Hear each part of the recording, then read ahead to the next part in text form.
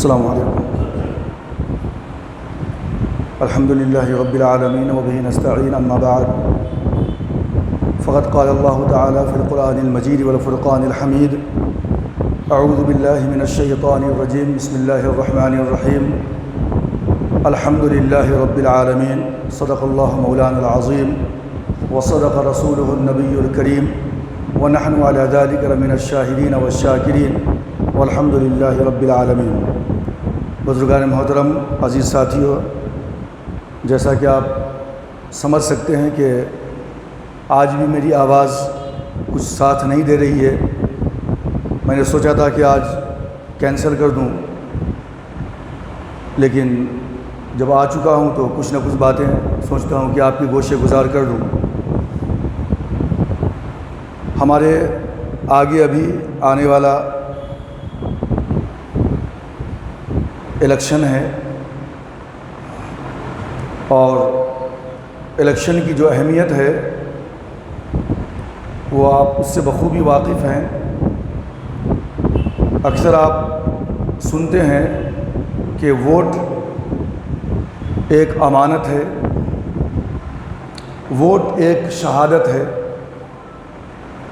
اللہ رب العزت نے ارشاد فرمایا ان تؤدوا الامانات الی اہلھا،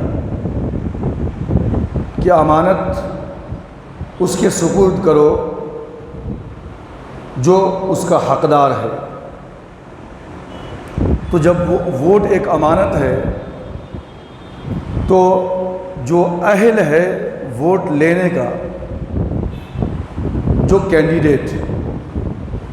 جو شخص، ظاہر سی بات ہے کہ اسی کو ووٹ دینا ہے۔ دوسری بات یہ کہ بعض حضرات ووٹ دینے کے لیے گھر سے باہر جاتے ہی نہیں، لیکن میں سمجھتا ہوں کہ یہ بہت بڑی فاش غلطی ہے۔ یہ ڈیموکریسی کے اندر جو انتخاب ہوتا ہے کسی بندے کا، تو اس کو تولا نہیں جاتا بلکہ اس کو کاؤنٹ کیا جاتا ہے، گنا جاتا ہے۔ میجارٹی جس شخص کے حصے میں آتی ہے وہی حکومت بناتا ہے۔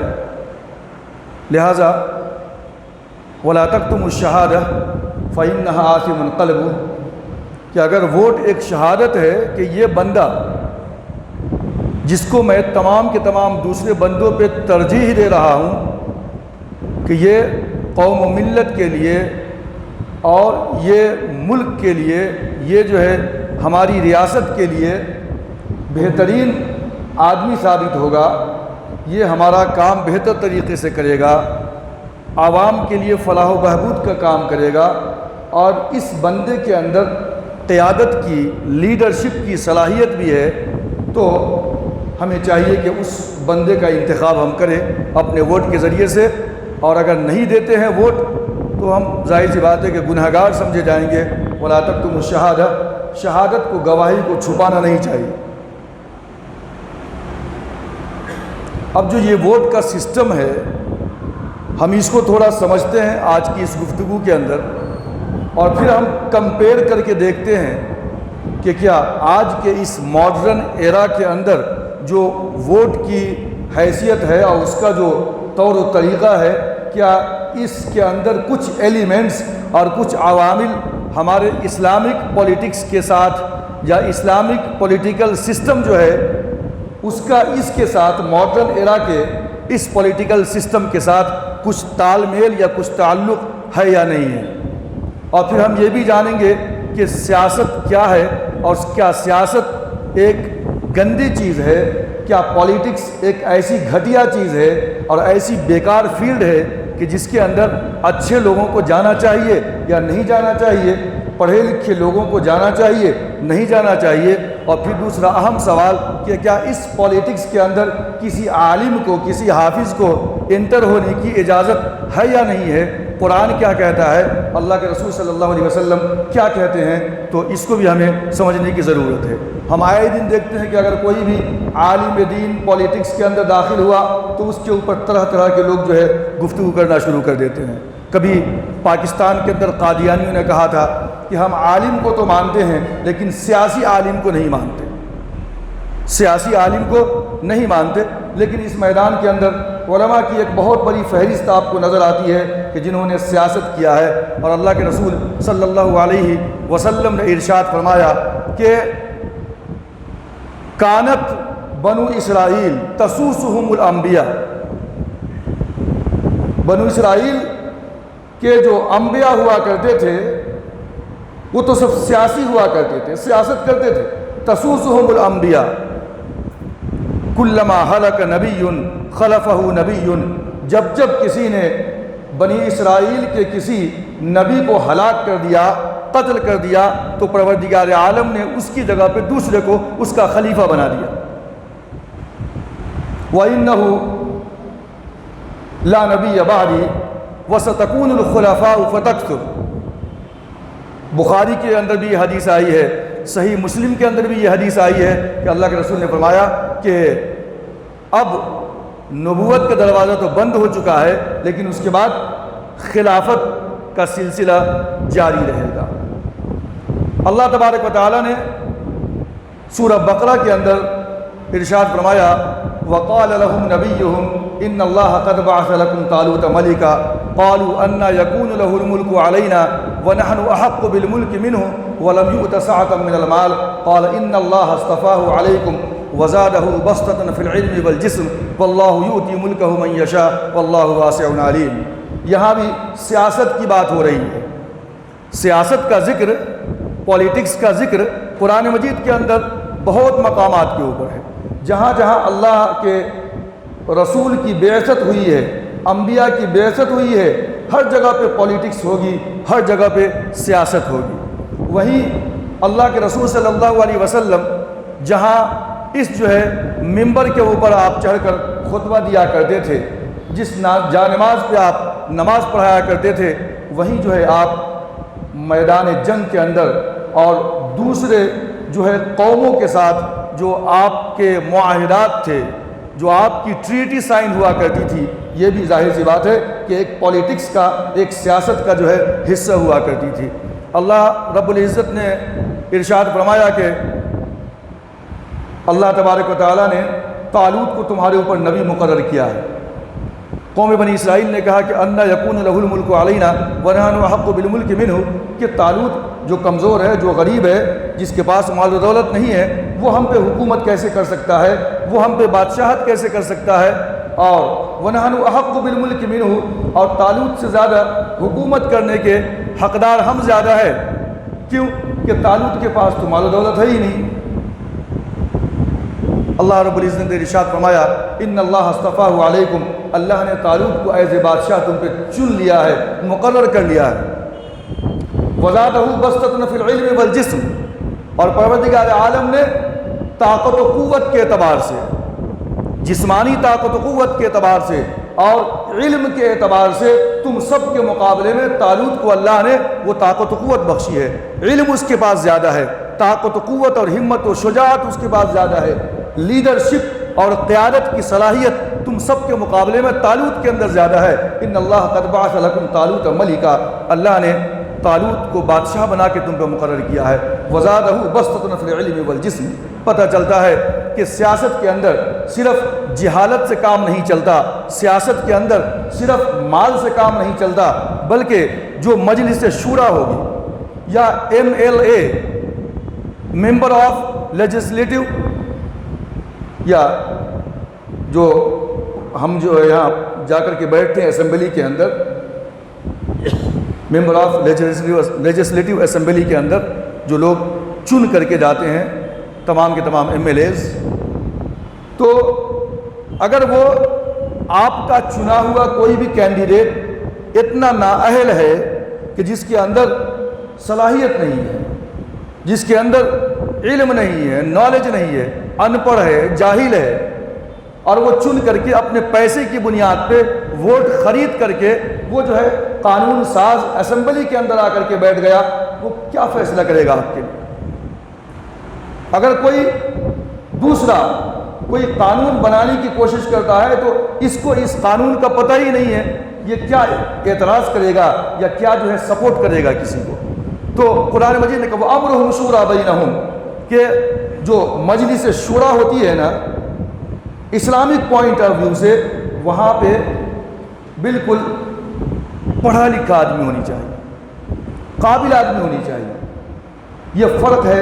اسلامک ڈیموکریسی کے اندر، اسلامک پولیٹیکل سسٹم کے اندر اور آج کا جو پولیٹیکل سسٹم ہے۔ آج کیا ہے کہ یہ جو پاور ہوتا ہے حکومت کا، جو حکومت بنتی ہے اس کو 3 حصوں میں تقسیم کر دیا جاتا ہے،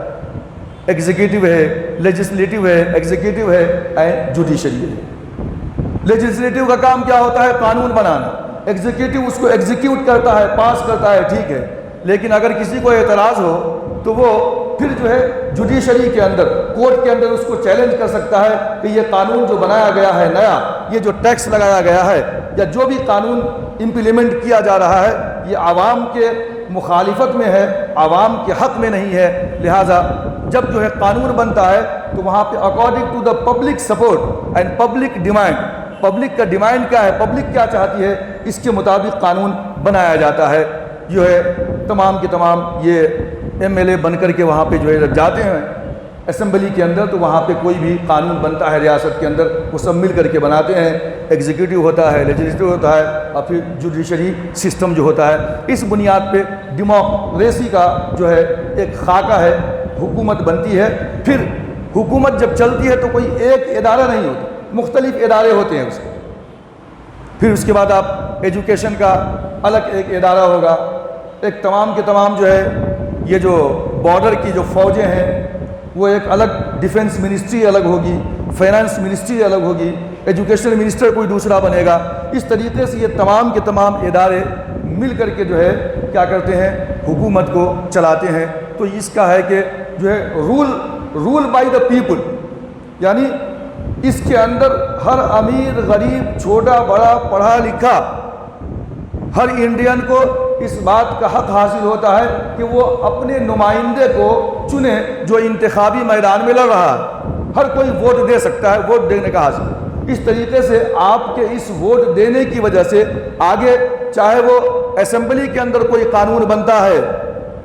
تو ظاہر سی بات ہے کہ ڈائریکٹلی یا انڈائریکٹلی آپ بھی اس کے ایک پارٹ ہوا کرتے ہیں، کیونکہ آپ نے اس ممبر کو چنا ہے، آپ نے اس ممبر کو چنا، وہ ممبر میجارٹی سے جیت گیا، اب وہ قانون بنا رہا ہے اور پھر اس کے بعد اس کے ذریعے سے کئی اور ادارے بنے، کئی سسٹم اور بنا، تو ظاہر سی بات ہے کہ آپ کا رول اور ہر ایک شخص کا رول ہوتا ہے حکومت کو بنانے کے اندر۔ یہ ہے ڈیموکریسی، جس کے اندر بغیر کسی کاسٹ اینڈ کریڈ اور مذہب، رنگ، ذات، نسل کا کوئی امتیاز نہیں ہوتا اس کے اندر، بلکہ ہر ایک کو اپنے اپنے مذہب، اپنے کاسٹ اور اپنے کریڈ، اپنے عقیدے کے مطابق اس کو جو ہے اس دنیا کے اندر ہندوستان میں جینے کی اجازت دی جاتی ہے۔ یہ ہے ڈیموکریسی۔ اس کے بعد جو ہے آپ سنتے ہوں گے مونارکی۔ مونارکی کے اندر کیا ہوتا ہے کہ ایک بادشاہ ہے اور اس کے بعد اسی کی نسل کے اندر بادشاہ بنتا چلا جائے گا۔ یہ مونارکی سسٹم ہے، ڈیموکریسی سے ہٹ کر۔ اس کے بعد ایک ہے ڈکٹیٹرشپ۔ ڈکٹیٹرشپ کے اندر اس کی کونسل تو ہوتی ہے، کچھ لوگ تو ہوتے ہیں، اس کی ایڈوائزری بورڈ ہوتی ہے، لیکن صرف رولنگ ایک ہی شخص کی ہوتی ہے۔ جیسے کہ جرمنی کا ہٹلر تھا، آپ نے نام سنا ہوگا، ڈکٹیٹر تھا بولتے ہیں، کسی کی نہیں سنتا، بس اسی کی چلتی ہے، کوئی کچھ نہیں کر سکتا، یہ ڈکٹیٹرشپ ہے۔ اور ایک ہے کمیونزم۔ کمیونزم کے اندر کیا ہوتا ہے، جیسے کہ آج چائنا ہے اور کبھی ورلڈ وار سے پہلے USSR ہوا کرتا تھا کہ جس کے اندر حکومت صرف ایک ہی پارٹی کی ہوتی ہے۔ آج ہندوستان کے اندر مختلف پولیٹیکل پارٹیاں ہیں، آپ کے سامنے بڑی بڑی پارٹیاں ہیں، ہر ایک کو پارٹی بنانے کا اختیار حاصل ہے، ہر ایک کو الیکشن میں کھڑا ہونے کا اختیار حاصل ہے، لیکن کمیونزم کے اندر کیا ہوتا ہے کہ کوئی ایک ہی پارٹی ہو سکتی ہے، اسی میں سے کوئی الیکٹ ہو کر کے آئے گا، جیسے کہ چائنا ہے کمیونسٹ، USSR بھی کبھی ایسا ہی ہوا کرتا تھا۔ تو اب ہم دیکھتے ہیں کہ یہ جو طریقہ کار ہے ووٹنگ کا، کاسٹ کرنے کا اور اس دنیاوی حکومت کو چلانے کا، اللہ تبارک و تعالی نے انسانوں کو کیا حکم دیا ہے؟ یہ تو قانون ہم نے ہی کچھ بندے کو چنا اور ہم نے ہی بندے کو چن کر کے آگے بڑھایا، اس نے قانون بنایا اور انسانوں کے بنائے ہوئے قانون کے اوپر عمل کرنے کی اجازت دی جاتی ہے، نافذ کیا جاتا ہے اس کو۔ لیکن اسلامک پوائنٹ آف ویو سے ہم دیکھتے ہیں تو ہمارے پاس concept of universe and state, concept of universe and state کیا ہے کہ کائنات کا خالق و مالک اس دنیا کا، اور اسٹیٹس کا مطلب ہے جتنے بھی پلانٹس ہیں، یہ سیارے ہیں، آسمان کے اوپر ستارے ہیں، اور پھر زمین کے اندر کی جتنی بھی چیزیں ہیں، یعنی آسمان اور زمین کی کے جو کارخانے ہیں قدرت کے بنائے ہوئے، یہ تمام کے تمام یونیورس، پوری دنیا، کوئی ملک خالی نہ ہو، جہاں تک جو ہے انسانوں کی آبادی ہے اور جہاں آبادی نہیں ہے جو کائنات ہے، یہ جو ہے concept of universe and state کے اندر ہے کہ ہر ایک چیز کا خالق اور مالک اللہ رب العزت کی ذات ہے۔ جیسا کہ قرآن مجید نے کہا الحمدللہ رب العالمین، تمام تعریفیں اس پروردگار کے لیے ہے کہ جو سارے جہانوں کا پالنے والا ہے، سارے جہانوں کا۔ تو یہی ہے کانسیپٹ آف یونیورس، کائنات کو چلانے والا، اور اس کے اوپر جتنے بھی لوگ رہتے اور بستے ہیں ان کو رزق کی فراہمی کرنے کی ذمہ داری بھی اسی اللہ رب العزت کی ہے جو کائنات کا خالق اور مالک ہے۔ اسی لیے فارسی کے شاعر نے کہا کہ ادیم زمیں سفرۂ عام اوست، ادیم زمیں سفرۂ عام اوست، چے دشمن بری خان یغما چے دوست، کہ اللہ رب العزت کے رزق کا جو دسترخوان ہے وہ اتنا وسیع و عریض ہے اس روئے زمین کے اوپر کہ اس پہ دوست اور دشمن دونوں برابر ہیں۔ وہ اپنے ماننے والوں کو بھی رزق دیتا ہے اور نہ ماننے والوں کو بھی رزق فراہم کیا کرتا ہے۔ یہ اللہ کی شان ہے، الحمدللہ رب العالمین۔ وہ رب ہے، وہ کریٹر ہے، اور رب کا مطلب ہے پرورش کرنے والا، اور پرورش کرنے والے کا مطلب ہوتا ہے کہ پیدا کرنے کے بعد اس کی پوری ذمہ داری اپنے سر پہ لینا۔ یہ رب کا کانسیپٹ ہے۔ پیدا کر کے چھوڑ دیا وہ رب نہیں ہو سکتا۔ اور اللہ رب العزت نے سورہ فاطر کے اندر آیت نمبر 13 کے اندر ارشاد فرمایا یولج اللیل فی النہار ویولج النہار فی اللیل وسخر الشمس والقمر کل یجری لاجل مسمی ذالکم اللہ ربکم لہ الملک والذین تدعون من دونہ ما یملکون من قطمیر۔ وہی پروردگار عالم ہے جو رات کو دن میں داخل کرتا ہے اور دن کو رات میں داخل کرتا ہے۔ وسخر الشمس والقمر، اور اسی نے کام پہ لگا دیا ہے چاند اور سورج کو، کام پہ لگا دیا ہے اس نے۔ وسخر الشمس والقمر کل یجری لاجل مسمی، سب کے سب جو ہے چل رہے ہیں، اپنا کام کر رہے ہیں ایک متعین مدت تک، لاجل مسمی۔ اور آگے اللہ نے فرمایا ذالکم اللہ، یہی وہ اللہ ہے، ربکم جو تمہارا رب ہے۔ اور اس کے بعد کانسیپٹ آف یونیورس، ذالکم اللہ ربکم، آگے اللہ نے کہا لہ الملک، بادشاہت تو اسی کی ہے، اس روئے زمین کا بادشاہ کوئی اور نہیں، اللہ ہے، لہ الملک والذین تدعون من دونہ ما یملکون من قطمیر۔ اور جو شخص بھی اللہ تبارک و تعالیٰ کو چھوڑ کر کے کسی اور کو بلائے پکارے، کسی اور کو اپنا خالق مالک اور بادشاہ تصور کرے، تو اللہ فرماتے ہیں کہ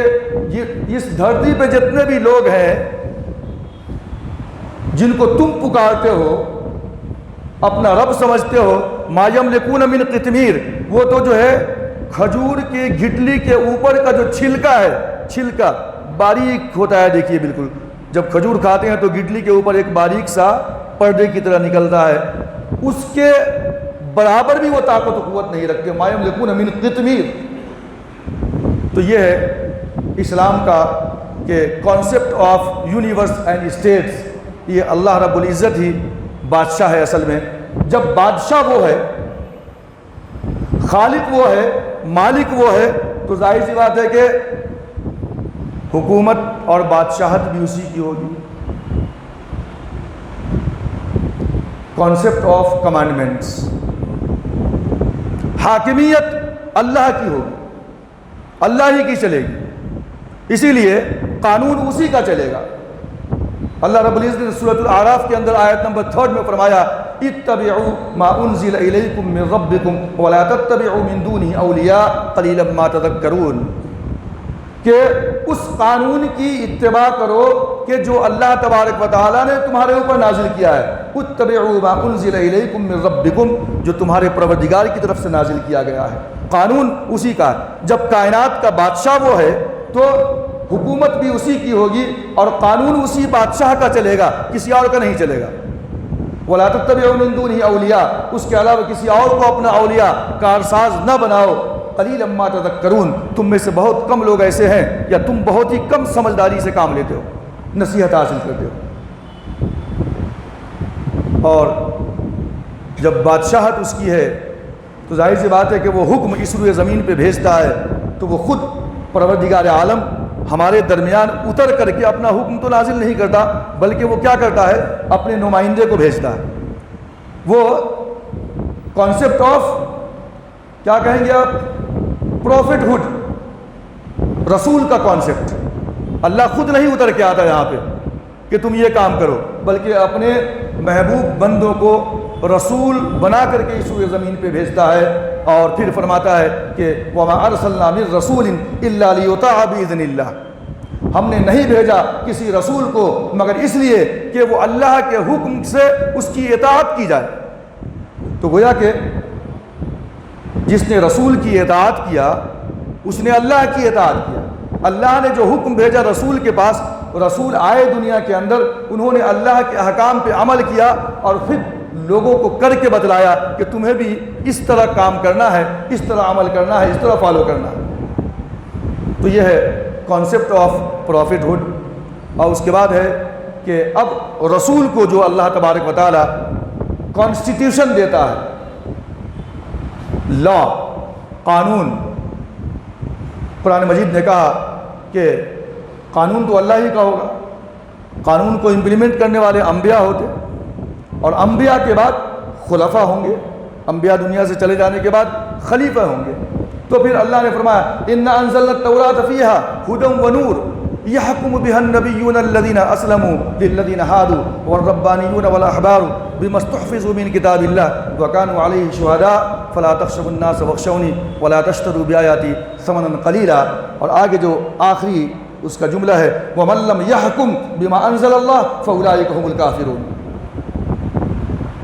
کہ اللہ تبارک و تعالیٰ نے توریت نازل کیا اور اس کے اندر اللہ نے قوانین نازل کیے، اور اسی توریت کے قانون کے مطابق انبیاء، اللہ والے اور علماء صلحاء لوگوں کے درمیان فیصلہ کیا کرتے تھے۔ اور آگے اللہ نے فرمایا وَمَن لَّمْ يَحْكُم بِمَا أَنزَلَ اللَّهُ، جو اللہ نے نازل کیا اپنے انبیاء کے اوپر، رسول کے اوپر، جو اس کو نہ مانے فَأُولَٰئِكَ هُمُ الْكَافِرُونَ، تو یہی لوگ جو ہے اللہ کا انکار کرنے والے ہیں، یہی لوگ کافر ہیں۔ تو بادشاہت اللہ کی ہے،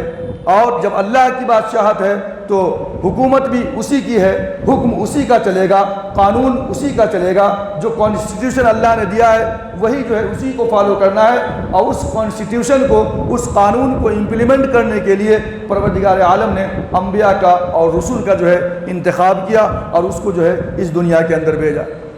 اب جیسا کہ میں نے بخاری کی یا مسلم کی وہ حدیث پڑھی تھی کہ انبیاء بنی اسرائیل کے کانت و بنو اسرائیل تسوس لہم الانبیاء، تسوسہم الانبیاء، کہ انبیاء جو ہے آتے تھے، وہ سیاسی ہوا کرتے تھے، اور ان کے بعد کلما ہلک نبی خلفہ نبی، جب جب نبی دنیا میں آئے اور جب ان کو ہلاک کیا گیا یا وہ دنیا سے چلے گئے، انتقال ہو گیا، تو اللہ نے ان کی جگہ پہ دوسرا نبی کو بھیج دیا، اور اللہ کے رسول نے فرمایا کہ میرے بعد کوئی نبی نہیں ہوگا، اب ستکون خلفاء فتکثروا، اب اس کے بعد بہت سارے خلفاء ہوں، جانشین، جو نبی والا کام کریں، جو رسول والا کام کریں گے، جو رسول نے حکم دیا ہے اور جو رسول کے اوپر اللہ کی کتاب آئی ہے، قانون آیا ہے، اس کو امپلیمنٹ کریں گے یہ لوگ۔ اب ہم دیکھتے ہیں کہ خلافت کے اندر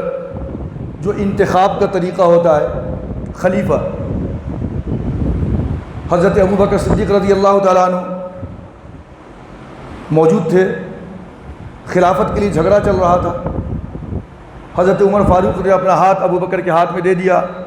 اور اس کے بعد سب لوگوں نے ان کے ہاتھ میں اپنا ہاتھ دے دیا، مطلب ان کو ووٹ دے دیا۔ تو یہ ووٹنگ سسٹم آج کا بیلٹ پیپر نہیں تھا، لیکن یہ طریقہ اس وقت کا تھا۔ آج کا ماڈرن طریقہ الگ ہے، لیکن بنیاد تو وہی ہے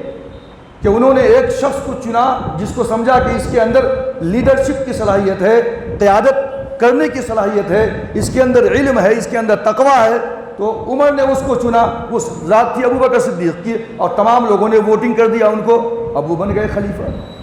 اور اس کے بعد حضرت ابوبکر صدیق نے خود حضرت عمر فاروق رضی اللہ تعالیٰ عنہ کو پہلے نامنیٹ کر دیا۔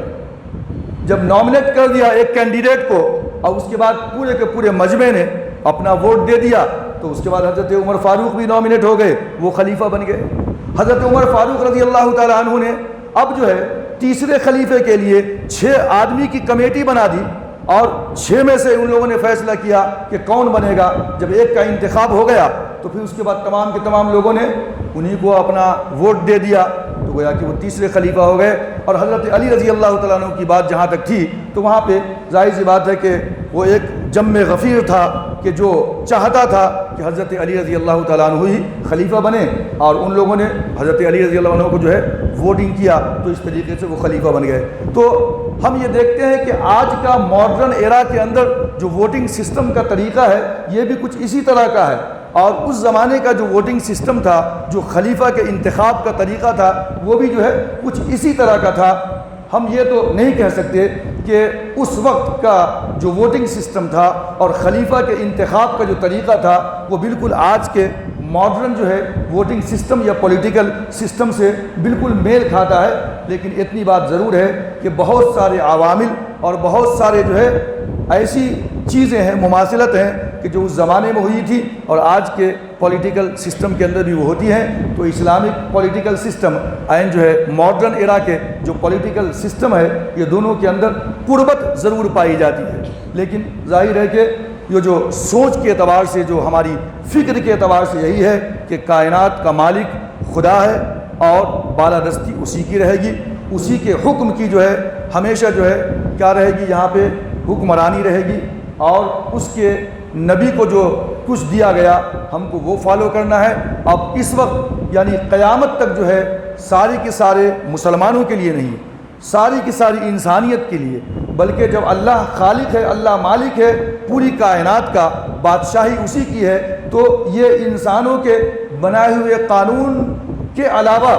اصل میں تو ہونا یہ چاہیے تھا کہ جو قرآن کانسٹیٹیوشن ہے صرف مسلمانوں کے لیے نہیں بلکہ ساری کائنات کے لیے، پوری ہیومینٹی کے لیے جو ہے قرآن اصل میں قیامت تک آنے والی نسل انسانی کے لیے کانسٹیٹیوشن ہے۔ چاہیے تو یہ تھا کہ قرآن کے اس قانون کو پوری دنیا کے اندر ساری انسانیت کی فلاح و بہبود کے لیے استعمال کیا جائے، اس کے قانون کو امپلیمنٹ کیا جائے، اس کے قانون کو نافذ کیا جائے۔ لیکن بعض جماعتیں جو